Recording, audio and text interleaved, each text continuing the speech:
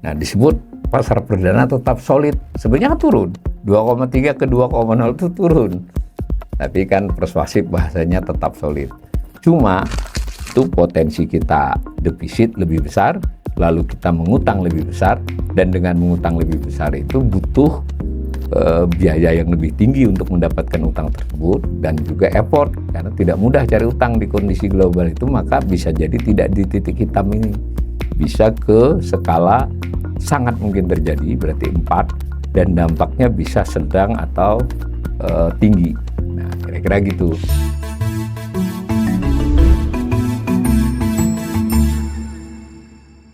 Salam cerdas, Ibu, Bapak, saudara-saudara yang saya hormati. Berjumpa kembali dengan saya di kanal Awali Rizki dalam sesi asesmen ekonomi.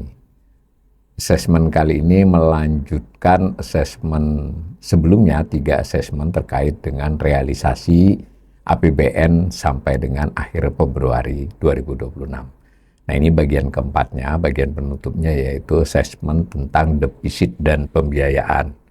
Nah, kemarin kita juga sudah memperlihatkan tabel yang lebih utuh. Nah, sekali ini ada potongan tabel yang juga dipaparkan di dalam siaran pers APBN kita, yang menunjukkan bahwa selama 2 bulan dialami defisit sebesar 135,7 triliun. Dari rencana 689,1 triliun selama setahun, 2 bulan sudah 135,7 triliun. Jadi itu merupakan 19,7% dari rencananya, ya, hampir 20. Lalu secara pertumbuhan dibandingkan waktu yang sama setahun sebelumnya mengalami kenaikan luar biasa, 342,4%. Nah, defisit yang sebesar 135,7 triliun itu dicarikan pembiayaannya, atau bahasa populernya untuk menutupi, untuk mengatasinya dicarikan utangan gitu. Nah, utangannya tentu tidak hanya utang sebenarnya, tapi kita sederhanakan karena mayoritasnya utang.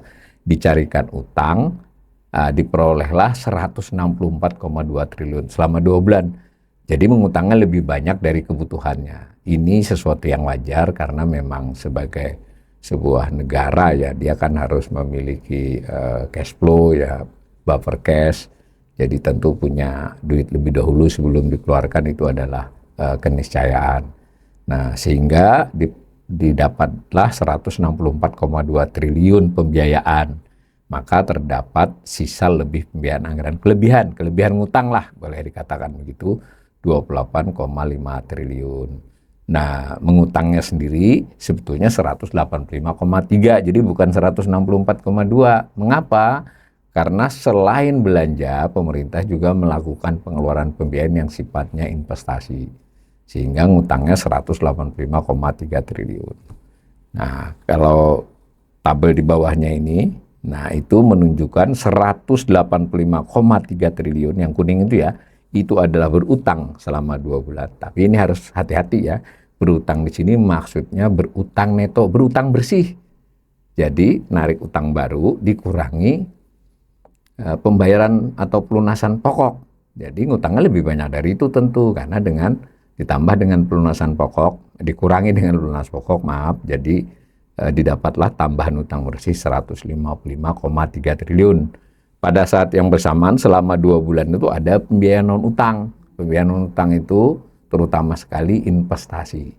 Beda dengan belanja. Kalau pemerintah mengeluarkan dana APBN yang sifatnya tidak menimbulkan hak dan kewajiban di kemudian hari, mau itu barang kurang dari setahun namanya belanja barang, atau barang lebih dari 1 tahun namanya belanja modal. Tapi kan sekali beli habis, artinya kita benar-benar beli pemerintah. Kalau investasi, dia bisa memperoleh kembali di kemudian hari, atau memperoleh keuntungan di kemudian hari. Bisa juga pembiayaan non-utang itu adalah pemberian pinjaman, berarti kan akan dilunasi. Kepada siapa memberi pinjaman? Bisa kepada pemerintah daerah, bisa kepada BUMN atau badan lainnya. Kurang lebih begitu, ya. Ini info yang berupa slide-slide grafik, saya potong, ya. Ini slide sendiri, saya satukan dalam paparan. Nah, tetapi kita untuk assessment kita tarik menjadi 10 tahun supaya kita melihat apakah kinerjanya ini lebih bagus atau lebih buruk dibandingkan tahun-tahun yang lampau. Kalau ini kan hanya dari tahun sebelumnya saja. Itu maksud dari assessment ini. Kita ambil dulu yang defisit, sebenarnya sudah kita utarakan pada waktu sesi pertama ya, saya ulangi lagi. Nah ini defisitnya yang tadi 135,7 triliun itu minus 135,7 triliun itu, lalu tahun kemarin min 30,7, jadi luar biasa peningkatan surplusnya ya, pelebaran kalau surplusnya disebutnya. Sementara tahun 22, 23, 24 sebetulnya surplus selama 2 bulan tentu, selama setahun tetap defisit. Tahun-tahun yang lampau defisitnya itu. Nah, sedangkan yang garis orange itu menunjukkan presentasi dari rencananya, dari targetnya di APBN. Ini juga tertinggi ya, 19,69%, hampir 20%, seperlima dari target. Nah, dari sisi ini sebetulnya memang kondisi defisit 2 bulan pertama 2026 ini cukup buruk ya.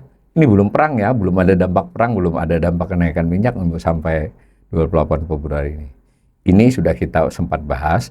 Nah, saya teruskan dengan membandingkan antara pembiayaan anggaran dengan silfanya. Tadi kan defisit, lalu diberi pembiayaan. Di sini nih defisitnya. Defisitnya tidak saya gambar lagi, tapi langsung ke pembiayaan anggarannya.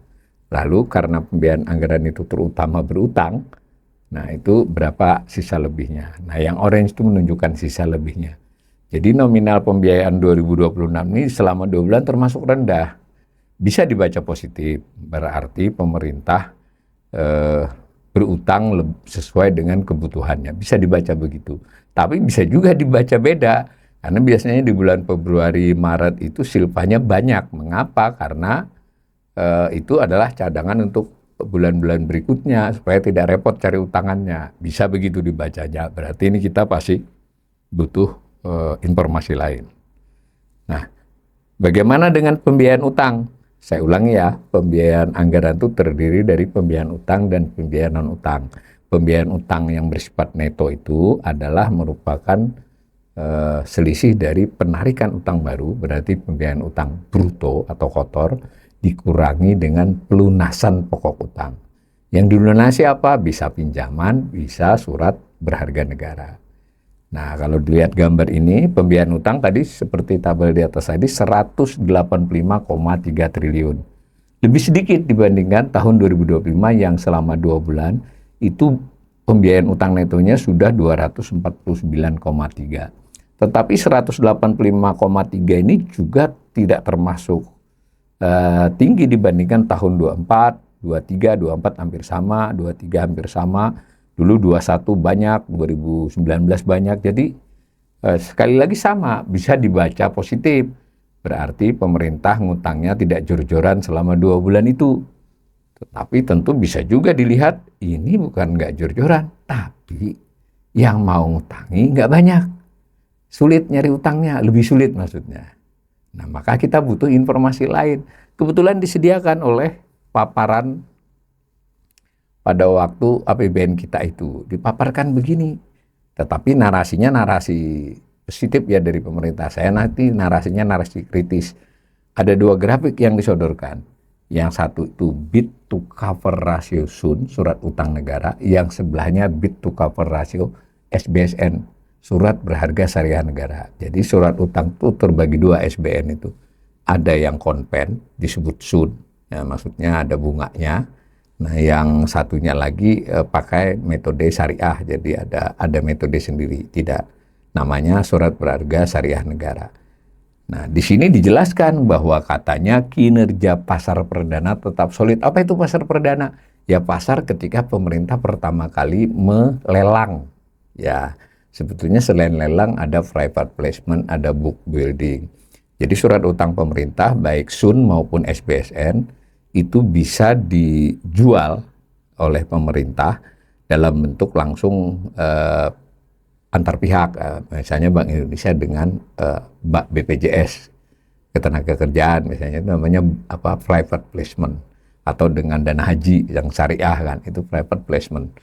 Tapi bisa juga book building. Jadi ketika pemerintah membuat surat utang falas itu biasanya book building, jadi ada dealernya yang menjualkan, beli gelondongan, sana yang ngatur penjualannya. Tapi kita sudah jual gelondongan.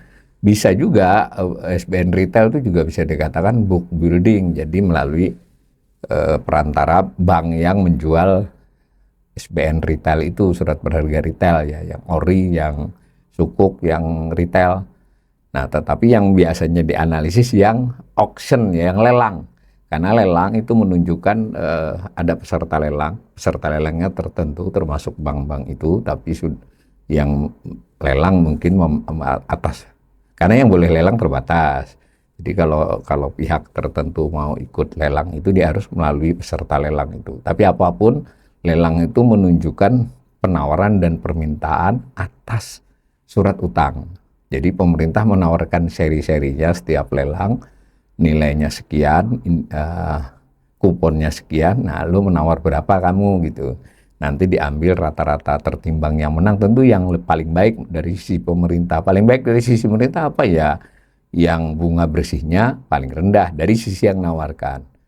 Nah, maka didapatlah penawaran yang masuk dalam satu kali lelang dibandingkan yang dimenangkan pada lelang itu. Itu yang disebut sebagai bid cover ratio ya, bid cover ratio, bid to cover ratio sebetulnya tepatnya.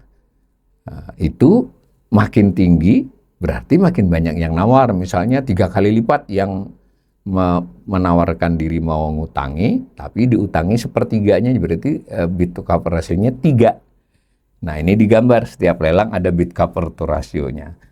Nah, di dalam paparan disebutlah sampai dengan 16 Februari sampai dengan 4 Maret tahun lalu itu rata-ratanya 2,3 kali. Nah, tahun ini 2,0 kali.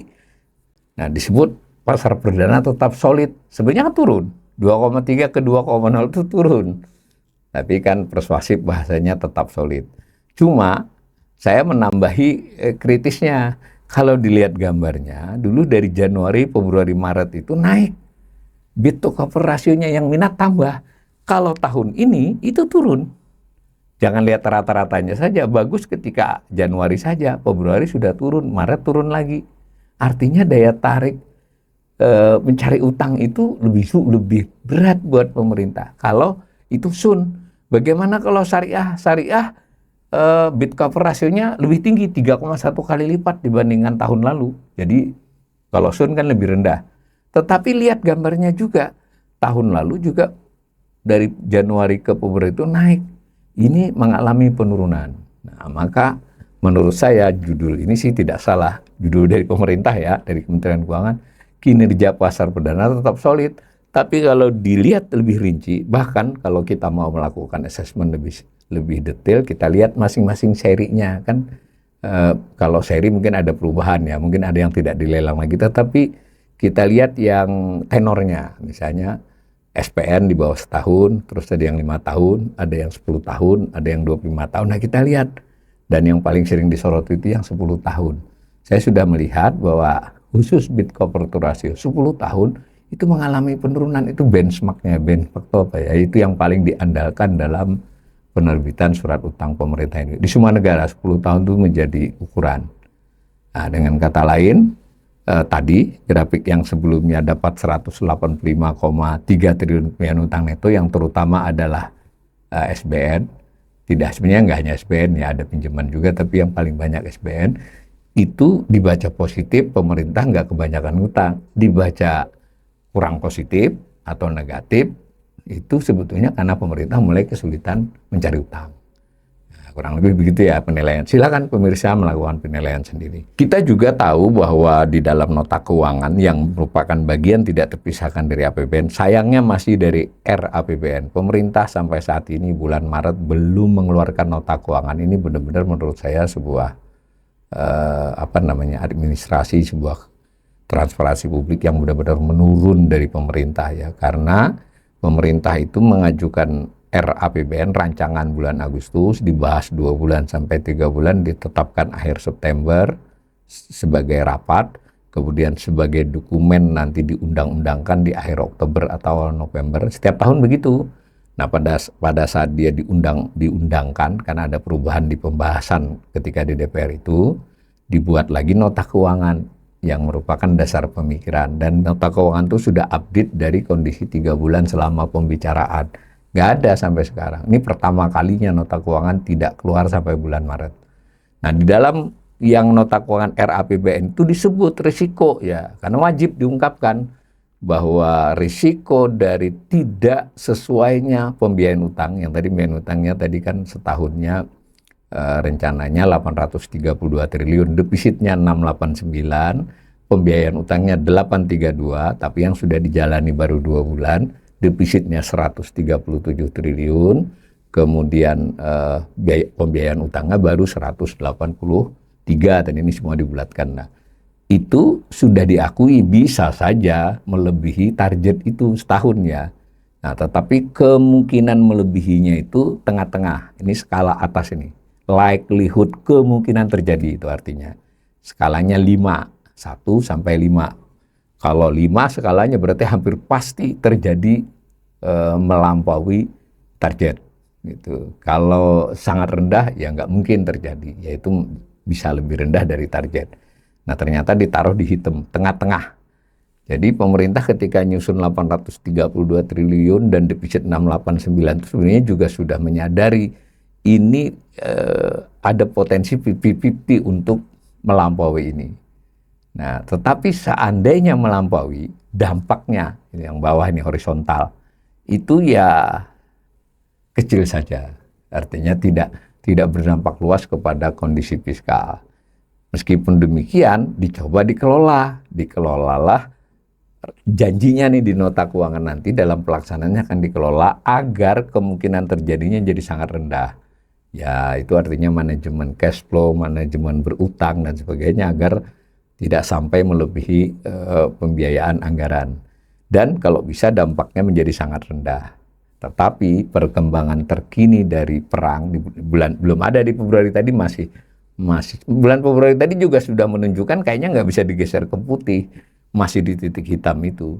Nah, ketika terjadi kondisi terkini yang belum ada angkanya di data tadi, tapi di podcast saya ini kan sudah terlihat, ini sudah tanggal sudah pertengahan Maret, itu potensi kita defisit lebih besar, lalu kita mengutang lebih besar, dan dengan mengutang lebih besar itu butuh biaya yang lebih tinggi untuk mendapatkan utang tersebut, dan juga effort, karena tidak mudah cari utang di kondisi global itu. Maka bisa jadi tidak di titik hitam ini, bisa ke skala sangat mungkin terjadi, berarti 4, dan dampaknya bisa sedang atau tinggi.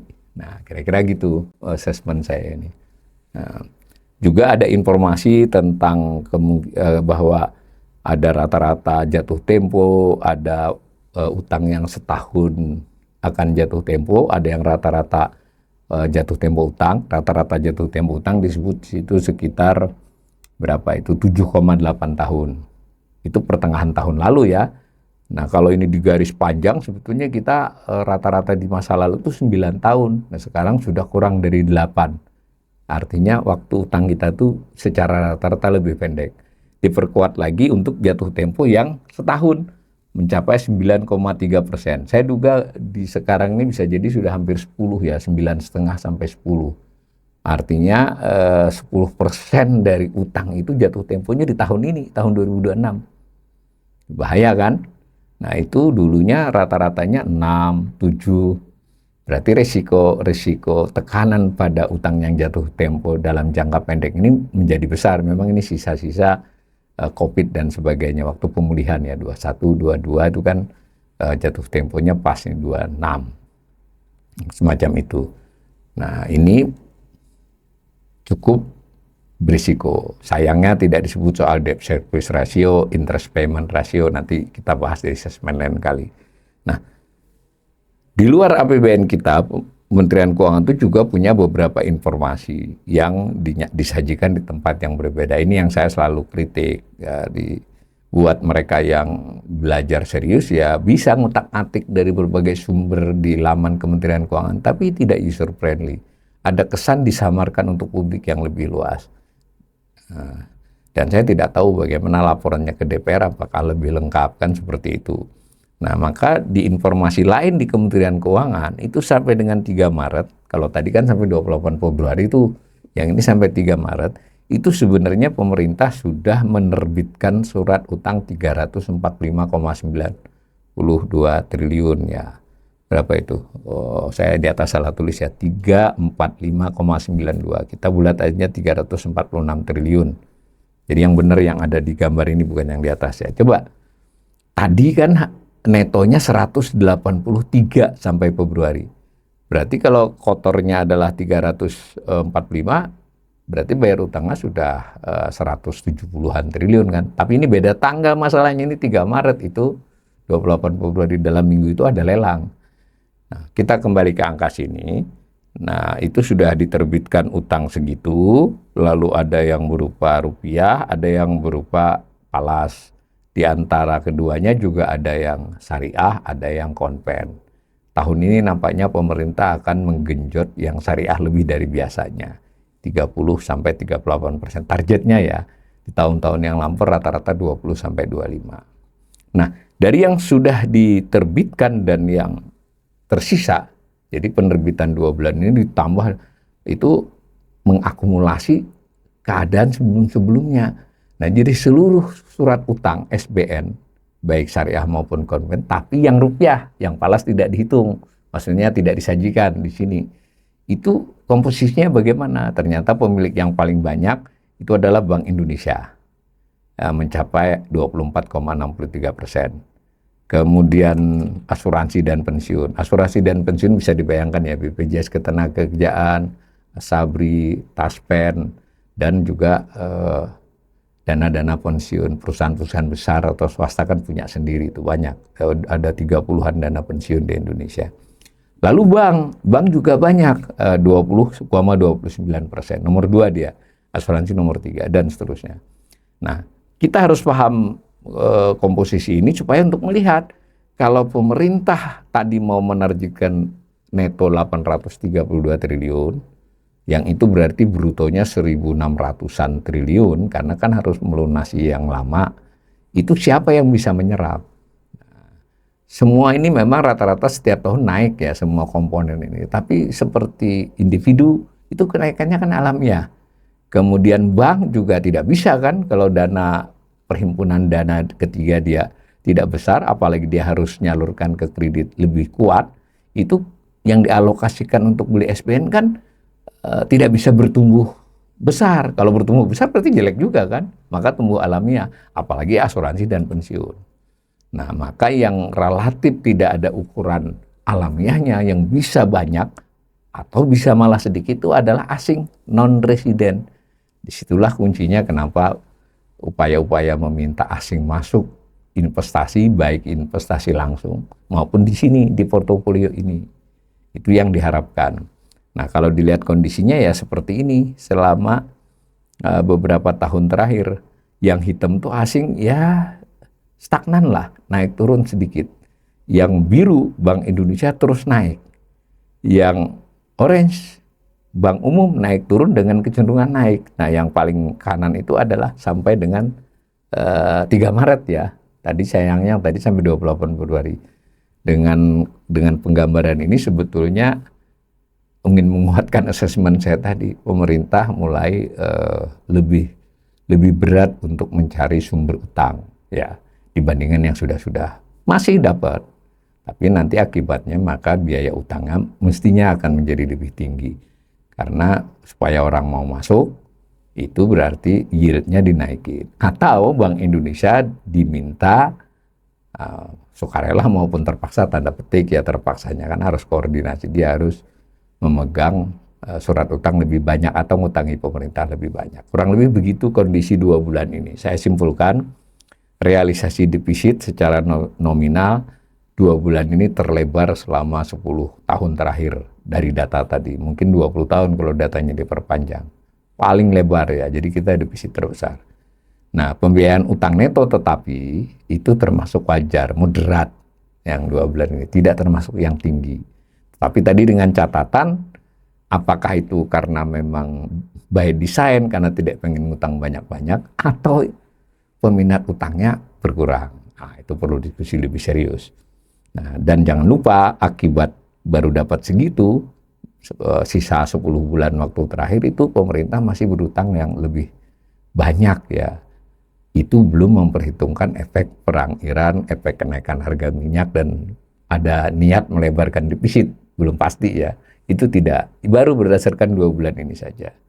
Nah, pada saat yang bersamaan, kondisi likuiditas global terkait kepemilikan investor, apakah itu investment fund atau lebih khusus lagi hedge fund di bagian dari investment banking itu, investment fund itu kelihatannya mulai lebih selektif memegang surat-surat utang pemerintah. Kita tidak tahu apakah Indonesia dianggap lebih menarik dibandingkan negara lain sehingga kita tetap dipertahankan dimiliki banyak oleh mereka. Itu tergantung perkembangan berikutnya. Disitulah arti penting Moody's dan Fitch ya. Nanti juga S&P, kalau mereka memberi rating yang baik, outlook yang stabil, apalagi outlook yang positif, itu kemungkinan kita memperoleh utangan itu menjadi lebih besar dan berbiaya yang lebih wajar. Kalau kita dikasih outlook negatif seperti kemarin, apalagi kalau sampai rating kita diturunkan, kita lebih sulit mencari utangan dari asing, dan yang lebih penting kalaupun dapat akan berbiaya lebih mahal. Nah, dengan demikian 2 bulan ini sudah menunjukkan adanya peningkatan risiko refinancing. Risiko untuk berutang itu sedikit meningkat. Lalu shortage risk belum kelihatan, tapi dengan kondisi global terkini, shortage risk itu artinya gagal bayar lah, misalnya gagal bayar bunga gitu ya, itu mungkin sedikit meningkat. Mudah-mudahan di bulan-bulan mendatang ini, sekalipun kondisi aktualnya sedang sulit, saya tetap sebagai seorang ekonom yang mencintai negeri ini berharap pemerintah bisa menunjukkan kebijakan, kemudian memberikan komunikasi yang persuasif kepada pasar, kepada pemodal, tentu kepada rakyat Indonesia juga, sehingga kita tetap bisa memperoleh utang yang mencukupi, dan yang lebih penting utang tersebut digunakan dengan sebaik-baiknya dalam kebijakan belanja pemerintah yang urgen buat keberlangsungan ekonomi negeri dan lebih khusus lagi perbaikan nasib seluruh rakyat Indonesia.